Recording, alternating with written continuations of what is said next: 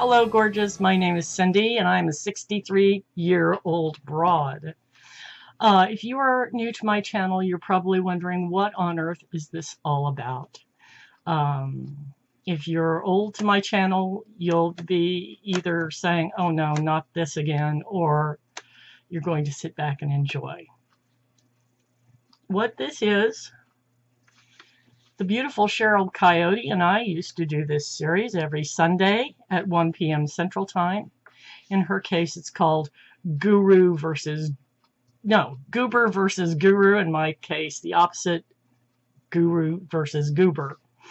If you know Cheryl, you know that she is in no way a goober, no matter what she'll say to you.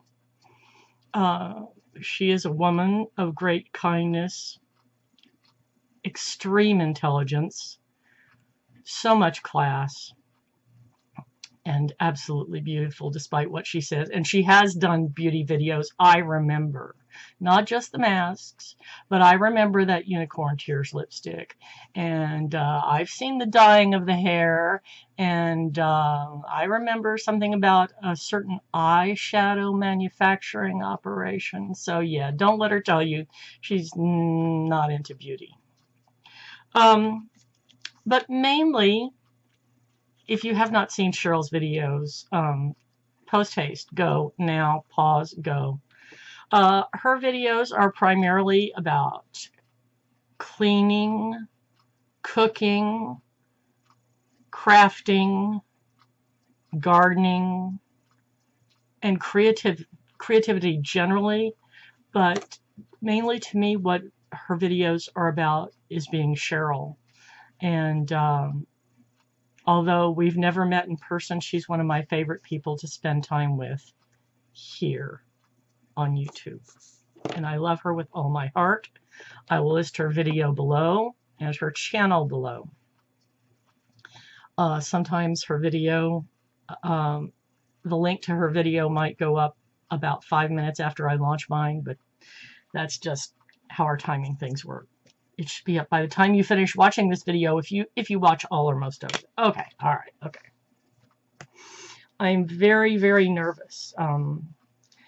Let me also say we stopped making these videos 2 or 2.5 years ago or so. We both had deaths in our families, and we both kind of lost our oomph. And both of our videos became sporadic. But both of us have in the past couple of months I'm going to back off a little bit here. That's a little nicer, isn't it? Both of us have started getting back to life and getting back to YouTube. And so here we are. We're going to do this again because this was one of our favorite things. Before I start talking about beauty, let me tell you about the mask.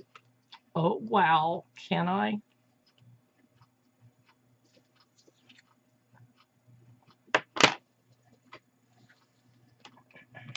Okay. Oh, here's the magnifying glass. Okay. Maybe I can. Okay. This is Herborian Korean Skin Therapy Bamboo Water Lock HYDRO-PLUMPING mask. And I'm feeling kind of sensitive and kind of dehydrated right now, and that's why I chose this one. And also I'm trying to use up samples, as some of you may know. Okay. Apply a thick layer to face, leave on 10 minutes, and gently rinse off with warm water. For maximum effectiveness, and this part's important, use just a thin layer and then leave it on until the product has been completely absorbed. Use twice a week. So I read online about this a little bit, and it said if you're really dehydrated, just let it sit there up to a half an hour, as long as it takes for your skin to completely suck it up. All right. Here's why I'm nervous. I think the thing I want to discuss with you today is going to be kind of hard to discuss, and that is because it's music. How can I discuss music without playing music for you? I don't know. but we'll see. And here's why this came to mind. I'm going to start with this little story and then backtrack. The other day, Richard and I were talking, and I honestly cannot remember for the life of me what this conversation emerged from, but I ended up telling him about a performance I saw of a piece of music called Decoration Day by an American composer from the early 20th century named Charles Ives, an American composer from the Northeast. Massachusetts, Connecticut, I don't know, but from the Northeast. And although it's classical music, it's not what you think of when you think of, it's not Beethoven, it's not Mozart, it's modern. And oh, this is what my hair does when the day after or the night after. It's very, well, Decoration Day is another word for Memorial Day. And basically what it tries to capture, it's from his Holiday Symphony, and it's one movement, and each movement of this symphony describes a certain holiday. But these pieces are also often played on their own, and usually this one. But it basically is capturing the sounds of a Decoration Day parade. So it starts out because, you know, Memorial Day is memorializing people who passed away while in the armed services. And so it's not necessarily, you know, it's honoring them. It's not necessarily a cheerful day, cheerful holiday. But it captures the sounds of a Memorial Day parade in a small town. Sorry, nose itching. Of course, I'm doing a video, so my nose is itching.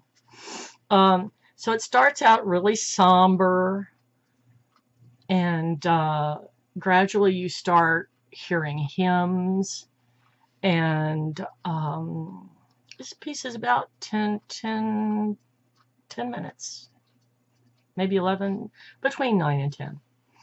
And then you start hearing, yes, you can hear the crowd arriving. This is all done with music.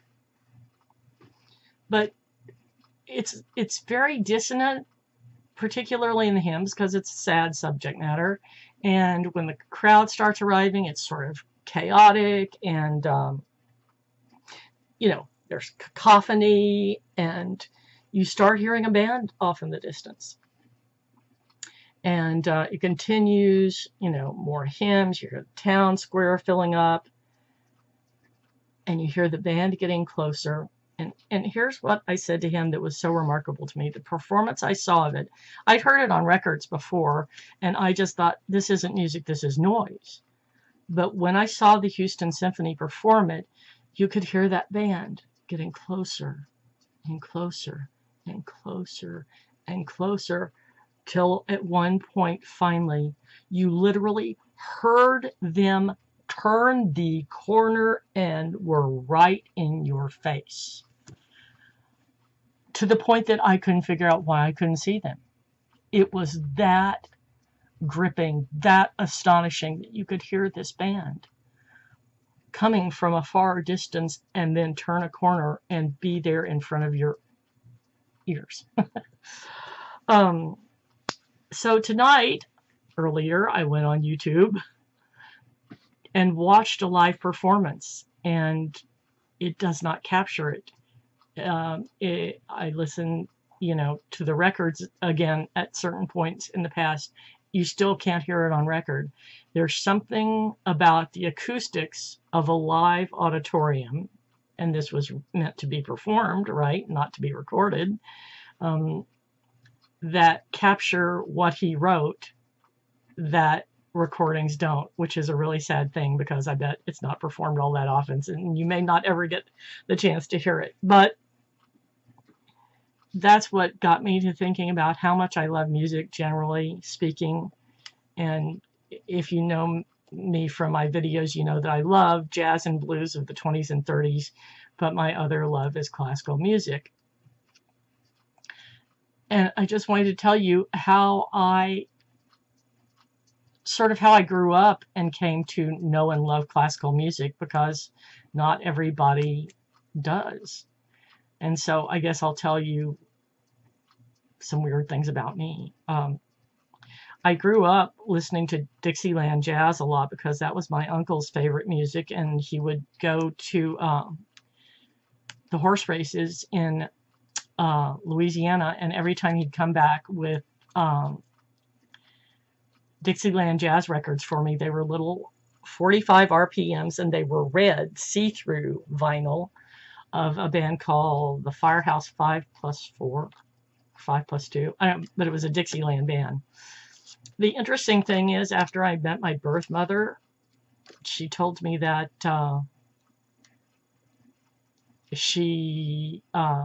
while she was expecting me, my parents, who she lived upstairs from them, had provided her with a record player and records to listen to, and the records were all Dixieland jazz.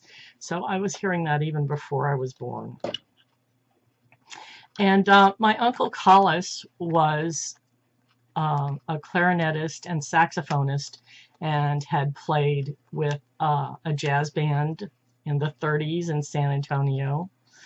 And when in 3rd grade we got a band teacher at my elementary school, my father asked my uncle if he would loan me an instrument so that I could join the band. And so he had for a long time retired from the music business and was an accountant, so he loaned me his clarinet.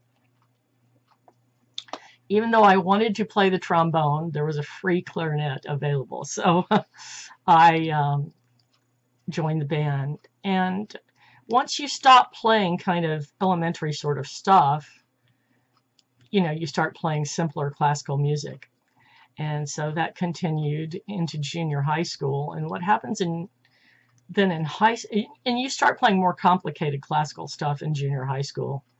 But when you get to high school, what happens is during the fall, you march, you play in the marching band, and you play music for football games.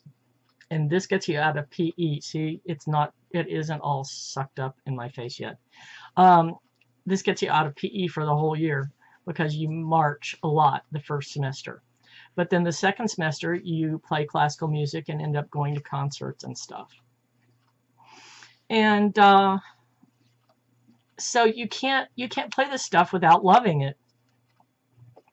And I had a friend named Lee Bench, and he would come over to the house and you know, just kind of encourage, I think, my love of classical music. And I remember him bringing over Handel's Water Music and playing that for me. And that would be from the Baroque period. And that's really beautiful. If you haven't listened to it, you should. It's probably one of the more popular pieces of classical music, and really accessible. The periods of classical music would, I guess, go from ancient music that is primitive and exists in all cultures, then would be the Renaissance, then the Baroque, then classical, then romantic, and then modern. And that's rough genres. So, you know, having listened to the Baroque, hearing the water music with Lee Bench, and being pretty familiar with classical, because most everybody's heard Beethoven and heard like Tchaikovsky with the Nutcracker or Swan Lake or something. Then most everybody ends up hearing the Romantic period, because that's guys like Strauss, you know, the Blue Danube. Most everybody's heard that. So the knowledge of classical music for me ended up being sort of acquired in order. So I heard classical music all through high school, and then I went to college, and mind you, I was a huge Beatles fan. I love, you know, King Crimson, rock and roll, The Doors, but that doesn't mean I didn't love classical music also. So anyway, I went off to junior college, and it's interesting. Every night for about a year, the last thing the radio station would play before signing off would be Barry White's Love Unlimited orchestra. I'd fall asleep to that. But the second year, they stopped doing that, and I'd fall asleep listening to an album I had of Schumann impromptus. I'd put on side one, and, you know, by the end of the 20 to 30 minutes of that, the turntable would, you know, the arm would lift and go back and turn itself off, and by then I'd usually be asleep. So I didn't, you know, abandon classical music when I went off to college, although I was not a music major. I was a theater major. And so then I went to UT and still love classical music. Got to, let's see, by then Queen was around. I loved Queen. I loved Doobie Brothers. But at some point you take a music appreciation class in college, and what I listened to then more than before was, because it sort of traces music from the beginning, just as I've described it, and I hadn't really been that much into Renaissance music, and so I took a real liking to that. Anyway, I graduated from college and came home and was working as a secretary at an advertising agency. And after 3 months, I got promoted to assistant production manager. So I was in the back with all the artists. And we alternated hours during the day, what we got to listen to. So for, you know, like a couple hours, we'd listen to, well, I mean, it was like a matter of people, you know, making choices like, Roger, it's your turn to pick. Susie, it's your turn to pick. So anyway, generally speaking, about 2 hours a day we'd listen to classical, and I think the rest of the day we pretty much listened to rock and roll. After I had been in that position 3 months, a job became available at Houston's classical radio station, KLEF, which is now defunct. And I applied for the job and got hired as the receptionist.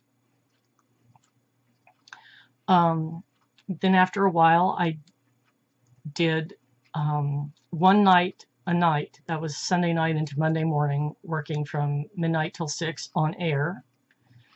And I'd be off on Mondays. And then I got promoted to the traffic director, which is after a year, which is the person who's responsible for programming the commercial announcements. And at some point during that year, I also started producing a Guess the Mystery Composer type of program. Because see, once I started working at the station, your education is in your ears. And when we weren't working, we were encouraged, if possible, to listen to the station. So I was listening, you know, just monitoring the station. So that was the rest of my classical education and learning everything. And anyway, after a year as traffic director, I became the program guide editor. And that's a magazine, kind of like a TV guide, except telling you every bit of music you'll hear on the channel for the month. And then after a year, I was promoted to program director, which is the person who selects all the music heard on the channel. And I did that for 6 months, continuing to do the program guide at the same time, and then made the foolish decision to leave there and be a high school drama teacher, which I detested. So I left the best job I ever had in my life to be a teacher, which I'm not made for that. Just not. Anyway, the last thing I was going to say about that, though, in terms of classical music education, is that after you get used to hearing Renaissance, Baroque, classical, romantic, then you become more accepting of the modern stuff. That isn't always pretty and isn't always pleasant. And I mean composers like Prokofiev and Shostakovich and Charles Ives and some of the French composers that are a little odd, like Milhaud, Auric, Satie. Your ear becomes educated and comes to accept those things. And find them beautiful too. My absolute favorite piece of music is a piece of music by Dmitri Shostakovich called Second Piano Trio, and it's not pretty, but it's the most beautiful thing I've ever heard in my life. And I wish I could play it for you, but YouTube has rules about that. So if you can go listen to it, Shostakovich Piano Trio No. 2, and if you have questions, just ask. Why do you like this? It sounds horrible to me. What the hell, Cindy? Okay, I'm going to go wash this off and report back. Be right back. Okay, y'all, I'm back. Oh my gosh. It was pink right as I was washing it off. Okay, you wash it off with warm water. Okay, oh my. This is really interesting. It does feel, my face does feel very, very hydrated. I get the impression that something nice might have happened to my pores. It didn't say that, but let me look.